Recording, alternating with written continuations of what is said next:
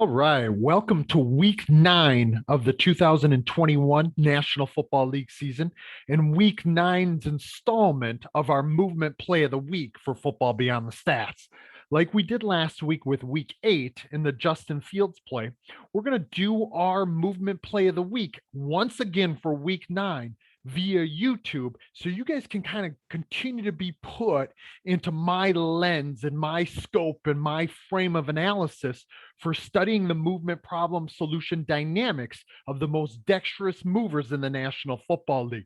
Now, if you like this format, feel free to either comment or send me a message, maybe hit the like button, maybe subscribe, whatever it may be.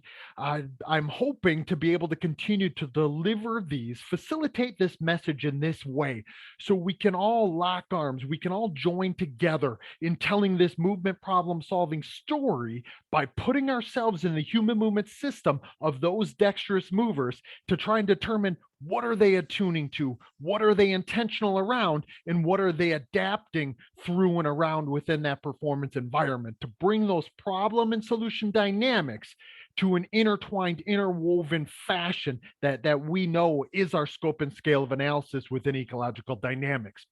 So for week nine's movement play of the week, we're going to highlight yet another rookie. Last week we had Justin Fields. This week we have Minnesota Vikings kick returner, also running back, but primarily kick returner, Kene Nwangwu. And I apologize if that's not actually how you say his name, but I believe that is how it is said. Kene Nwangwu from Iowa State, rookie running back, fourth rounder, 6'1", 210 pounds, in a speed demon who relies on explosiveness and hitting the gas pedal and trusting that gas pedal to be able to not only perceive gaps, but accept the opportunity to exploit them.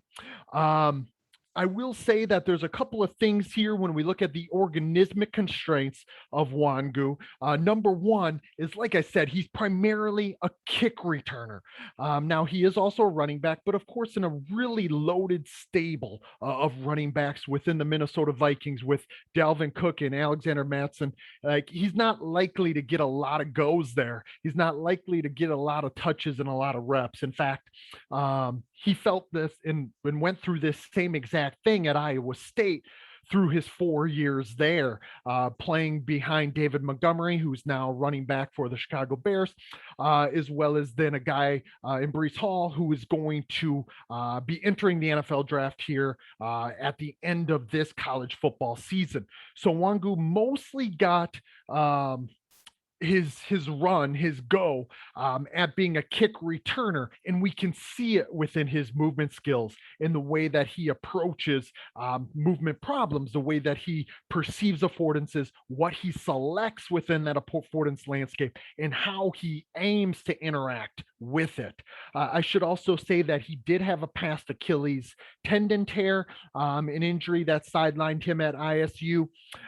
He lacks a little bit of the traditional running back nature. Specifically, he relies primarily on speed over quickness, and speed really over everything else. Agility, really the ability to get in and out of breaks and in and out of plants and cuts in a low fashion. He utilizes that speed to his advantage, and that's how he perceives the world around him as well.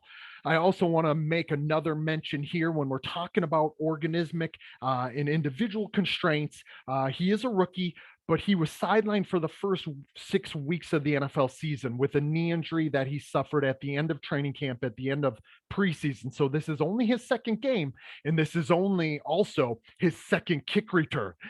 So there's a lot of room to grow, if you will, within the ability to find himself within these problems at the National Football League level, knowing full well that both kick returns and punt returns present the most unique confluence of constraints to offer one of the more really complex movement problems that we can find in the National Football League.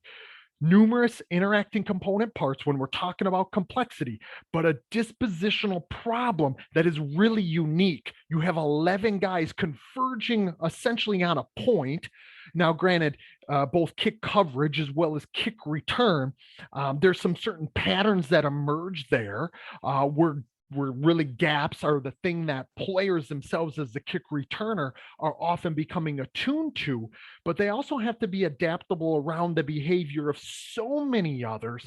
And there's such a wide variety. There's a diversity and a big, large manifold of problems that could be presented to both kick returners as well as punt returners. Additionally, in this day and age in the National Football League, they have sort of begun to offer or impose constraints to keep kick returns to a minimum. They've changed some rules and regulations of the task that require a kick returner really very, very few opportunities to be able to solve these emergent movement problems in these fashions. I think that's probably it, at least for the most pertinent key constraints here from an organismic standpoint.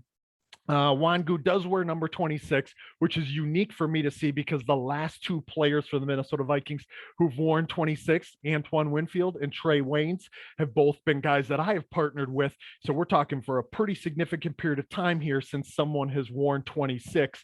That wasn't a player that I partnered with in a unique fashion. So this is a weird illustrative case study for me to kind of interact with. As far as the task and environmental constraints, obviously the environment here, this is in Baltimore. The Vikings are playing at the Ravens at M&T Bank Stadium. I think it's called M&T Bank yet still to this day. It's a stadium that I actually really enjoy the ambiance and feel of. Ravens fans are a unique crew.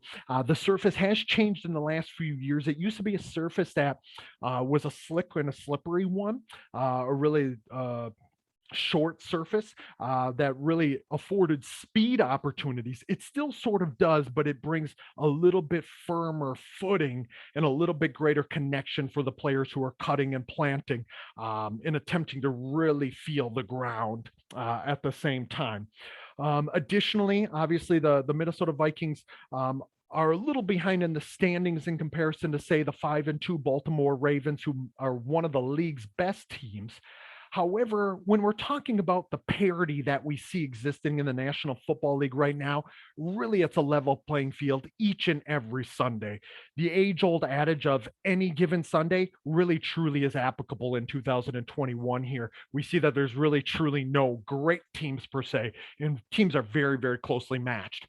When it comes to kick returns, that level playing field is really, really evident because we're talking about some players across these special teams units who are starting, some who are just there as a special teamer, some who really have a specialty type of role, such as Nwangwu probably will have with the Vikings. So I'm going to go ahead and let this video play through at normal speed from a couple different angles, both from the sideline TV view here, as well as then from the end zone, more coaching oriented view as well. Let's see. So if I can get us to play here, this is at normal speed. First, we're going to watch this through, and I do want to give a quick shout out to Highlight Heavens, I think is what it's called, where I was able to pick up this video that they posted from Sunday on NFL Red Zone. Now that I was speaking over that, let's go ahead and look back at it yet once again in real time, and then of course we'll go through it step by step, micro/local problem by micro/local problem here in a moment. So we can see, as I mentioned earlier with Nwangwu, of course the video is going to take some time and buffer there in between. I apologize for that. The drawing is coming from NFL Red Zone, so hopefully it didn't distract you too much, but we're seeing a really money spot within the problem solution dynamics there as he sets some guys up. Nwangwu sets some guys up, particularly Deshaun Elliott, who happens to be the starting safety for the Ravens, who happens to be playing. Oops, sorry about that. Let's get back to our video here if we can. You can tell this isn't a completely emergent fashion, which doesn't come as any shock or surprise that I would have some errors here, technological errors. Now, I do want to, after we watch that through, both from a sideline view as well as then from the end zone view, let's go ahead and highlight similar things to what we would if this was being articulated in a written fashion. Particularly, remember, this is a continuous, dynamically unfolding movement problem solving activity or process for the player. When we talk about narrowing these things down, isolating them into slices or snippets that we could view as these local problems nested within one another or are simultaneously presented to the player, there really is no, there really is no black or white line here. It's a huge gray area. We can't say where one movement problem begins and another one ends. It's an intertwined, interwoven nature of that which what we're viewing. I do want to, like I said, go through at 50% speed if we could. Remember that I always like to view movement, and I like to view the movement behavior at multiple angles and at multiple speeds for various reasons. The more we're able to do that, again, from a third person view, knowing that us ourselves can never be there interacting with that problem in the same fashion as the player could, it just helps us paint a more complete picture, tell a more comprehensive movement problem solving story, if you will, for the player and from that player's perspective, the more angles and the more speeds we can see it at. So here now at 50% speed, I want to just hit the pause button a couple of times as we did last week and just really see what he might be attuning to. Now, I know it's hard to see in this sideline view. We're hopefully going to see it a little bit more clearly from the end zone view, but I just want to see if there's some stuff that we might be able to draw attention to. Right here, you can kind of feel, and this again is in an emergent fashion, so I apologize for sort of the unpacking in the case study here, but this is exactly how I go about this process. If you really look at what he might be attuning to, what information he must detect, I think we can kind of see where his perceptual and visual gaze. I know I'm taking some liberties here and speculating as to where they may be based on the line that's drawn here. I think we could also look at it if we just take a little stamp. We got a couple key items here. This is obviously a opponent and teammate dyadic relationship between blocker and opponent that he might have to attune to. We got a relationship here as well. Let me just draw another line that I think when he's looking for this gap, he's looking for this landscape of opportunities, a landscape of affordances that all have various levels of attraction for whatever respective reason, knowing full well that Nwangwu relies on speed, and it's not so much quickness. Like I said, I went back and watched a bunch of Iowa State kick returns. He doesn't rely on the same types of things that many, say, punt returners might, who are a little bit more elusive in both tighter as well as more open space. But Nwangwu is typically looking for space. When he sees a gap, he trusts that, and he trusts in his movement problem solving process to be super decisive. He finds gaps, he sees gaps, and he hits them at full speed, trying to get to speed and get to speed quickly. Here's a spot. If I can back up just a tad and get us to this place. Oh man. Let's see here. Sorry about that. You can tell this is, like I said, completely done in an emergent fashion. They have too many buttons that are close to each other, and I'm not as well polished of professional when it comes to putting this stuff on video and on display. Here is something that I want to take the time to highlight. Let me just stamp a few things out for you if I could. Right here, this is Deshaun Elliott. This is a local movement problem that creates sort of this opportunity for him to either break this into a play that is much bigger than that which what it could have and should have been, but it's also kind of presents this opportunity for him to really put his movement skill set to the test. So you can see me starring a couple things here, right here in Elliott, number 32, and then this gap, this space, this green grass, this lane that is beckoning him and it's calling for him based on his movement problem solving capabilities, his action capabilities, his effectivities, in his want to, his desire, his intention to get on the gas pedal. So the reason why I put those there is so you can really sort of see what types of things within this landscape of opportunities. I'm sure he's picking up information here in regards to 32 Elliott. He's probably also picking up information, again, width and depth through his perception. This interaction that we find that's taking place, right, let me see here. Let me put a heart here if I could. This means nothing to him, I don't believe. Like, he can see that this is, I shouldn't say it means nothing to him. It is meaningful. And I can't say for sure as to what he's actually truly connecting to, but I believe that, and the reason why I put hearts here instead of stars is it becomes, there is still some specifying information there. He sees two blockers on one defender, one opponent.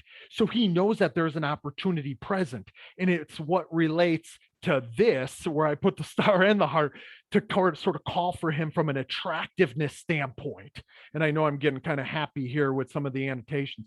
But we can see that he might be being called, being invited, being attracted to go in that way, not only because of his action capabilities, because obviously for one to perceive to act in a given fashion, they must have the action capabilities of interacting with the world in that way.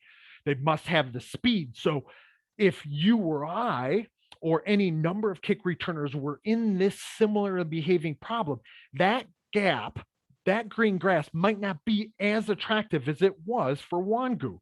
In fact, other kick returners might look for this type of opportunity. And now I'm drawing this not so much from the perceptual and visual gaze and information standpoint, information pickup standpoint, but more so what directions he could potentially head. Of course, some of it depends on the position he's in right here as well, and what ways he has to be able to interact with the world. But for whatever reason, as we're about to see next, he was deliberate. I'm going to get to the sideline, for I know, based on my experience and in my calibration to these opportunities to act in given fashions, that the sideline is my best friend to outrun guys. Not only is there a tremendous amount of space out here, as we can see, for him to go and exploit, but we can also tell, even though we see a shadow, and you guys should be able to see this as well. You can see this shadow over here. He believes that whoever is back there, now he knows, and we do not yet, whoever's back there doesn't present the same types of challenges as maybe a Deshaun Elliott, who typically plays safety. He's one of their two starting safeties alongside Chuck Clark, for him to go and exploit, him being Nwangwu. And as we see him hit this, we see now this is Justin Tucker, who was actually our first kicker to ever win a movement play of the week, or be awarded our movement play of the week. And he knows that that is very little challenge, very little threat. And we can see exactly that as he hits the gas pedal here. Of course, three guys chasing one. One thing that I really love that I want to kind of highlight here, that you guys will be able to see from this view right now at this moment, watch how many glances he takes to his left to be able to continually pick up additional information. Right there's a glance. Sorry about that. He keeps acting, and guess what? He keeps perceiving, right? We see this moment by moment. Perceive to act, act to perceive, a continuous, intertwined, interwoven relationship between perception and action. And he does so all the way to the house call. We see him change his actions just a little bit to ensure that that last ditch effort by Elliott was going to be enough to get him to pay dirt. Let's go ahead and fast forward here now, and we see it from this view. This is my favorite view to see it from.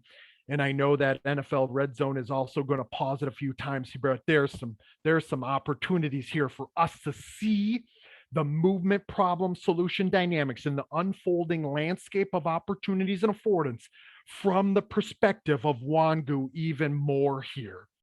Let's just take some time. We can see some of these key interacting component parts. Now, ladies and gentlemen, we can see some opportunities right here, right?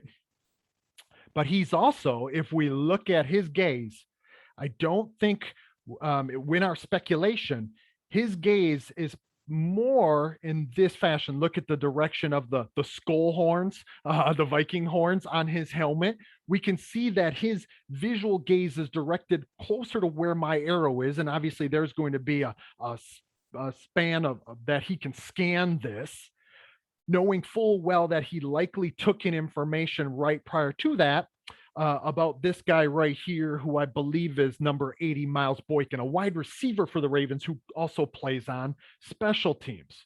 Okay.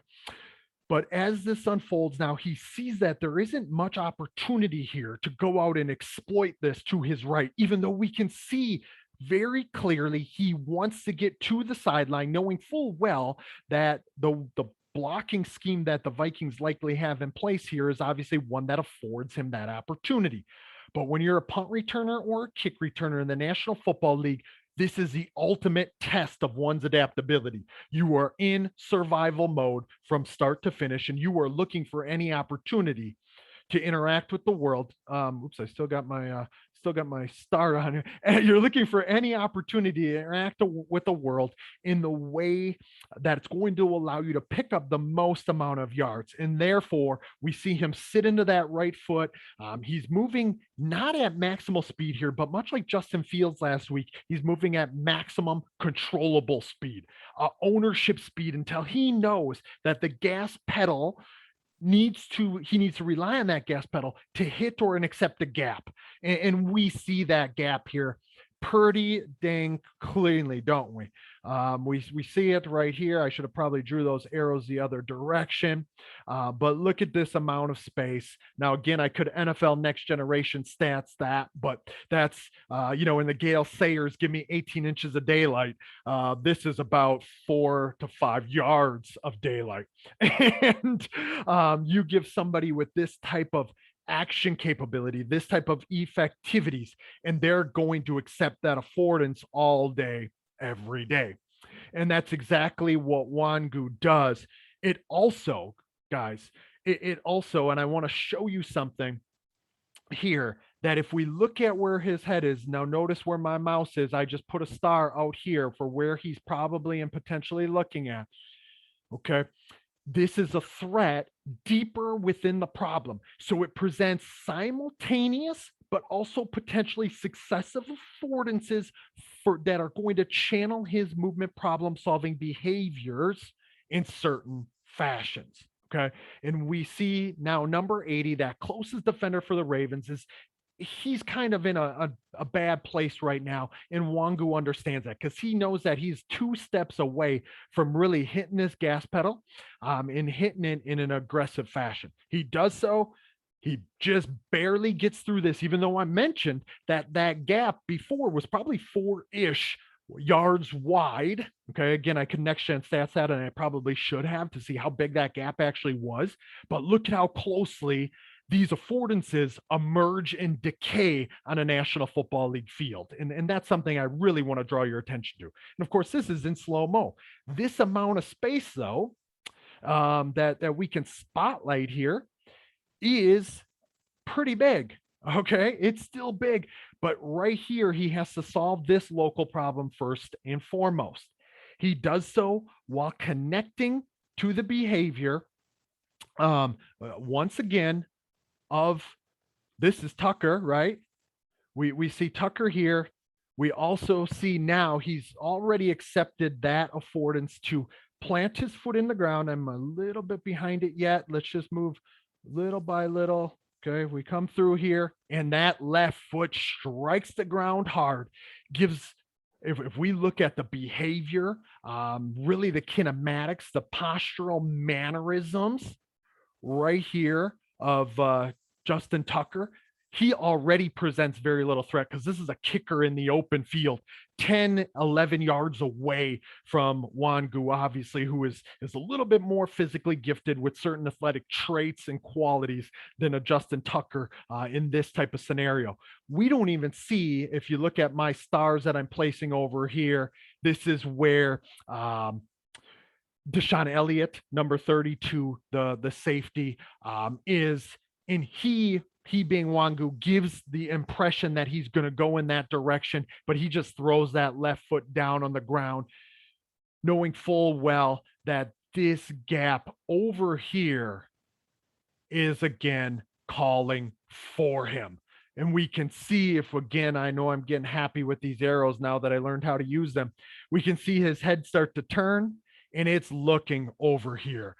He's intending, but in those intentions, those cognitions, those thought processes to a certain degree are scaffolding what he's perceiving and what he's doing with that information and how he's utilizing it to regulate his actions. And that's really when we talk about this movement problem solving story and that intertwined, interwoven nature, what we want to highlight.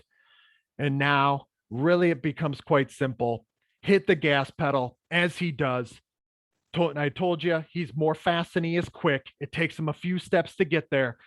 We can see some things from a biomechanical, motor pattern degrees of freedom that aren't the cleanest, nicest, neatest biomechanics necessarily, but it's a functional movement solution, and it's a functional movement pattern at that. And now 32, 9, 23, and then of course 41 down here. But 32, 9, and 23 represent that final challenge. I want to draw your attention once again, perceive the act, turn the head, feel where they are, connect to information as to where they are, and then act accordingly if and when need be, all the way to pay dirt, right? So when we talk about that, what could have potentially contributed to Nwangwu's movement solutions here, obviously, like I said, there's a constant information detection, perceive to act, act to perceive. There's a skilled intentionality, an openness, a responsiveness to accept the affordances when they present themselves to you in relation to how it is that you know that you have to impact and interact with the world. There's a trust in those action capabilities. He knows how those speed qualities and characteristics fit within the world and how he must use them when gaps emerge or decay, for that matter. And we must see and we must focus our attention on the fact that those affordances are very individual and frame dependent. They're dependent on who's viewing them, and they depend on when that person is viewing them. And when I say viewing, I should really say when they are detecting the information that is specifying those affordances, knowing full well that, again, perception isn't just a visual thing. It's not just a view thing. So how could we potentially manipulate constraints in our own environment to potentially facilitate similar movement skills or the emergence of similar movement behaviors? And for me, this is a kick that I've been on for a number of years, particularly in some of the traffic navigation activities that I have done. And I guess I should have probably kept the video up, but really what we do when we talk about traffic navigation is using a lot of repetition without repetition. So no two problems are the same, knowing full well that no two problems on an American football field are ever going to be the same. So we're going to use a wide variety of traffic navigation type of activities.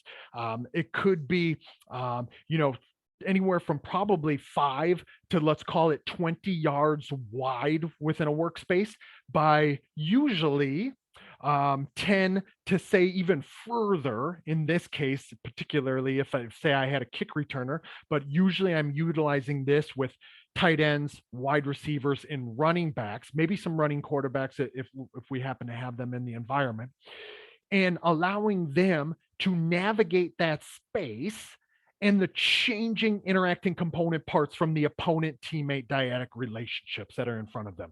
So we can set up similar behaving movement problems to that which what we just found, say in that end zone view, and you just create a workspace and allow them to navigate through that workspace in their own unique, authentic fashion, solving the movement problems as they emerge, or connecting to the landscape of opportunities as they present themselves, but in their own unique and authentic way. So, therefore, we see the perceptual, the cognition, and the motor action system degrees of freedom become intertwined and interwoven in a way where it's constantly unfolding.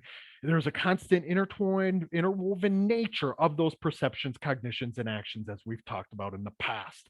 I will probably highlight some blog posts in the past where I kind of talk about the unpacking of that type of activity design a little bit further than I did today. Um, but if there are specific questions that you may have that you would like me to address, say in this type of format, please by all means send me a comment, whether it's on Twitter or on the comments below this video. Again, hit like, hit subscribe, all that good stuff if this is something that you enjoy more than you do the written format. I think we're going to stick with this format at least for the time being, knowing full well that this is a way to keep things a little bit more authentic, a little bit more transparent, and a little bit more honest as well, as you can tell as I kind of find my way through this and kind of problem solve myself as a sport movement analyst for you guys. So I hope you enjoyed week 9's movement play of the week. If you have specific questions, fire them away. And if not, hope you enjoyed this, and it helped you tell the movement problem solving story of Nwangwu and his fantastic kick return for the Minnesota Vikings here today. Thanks so much, guys and gals. I appreciate you.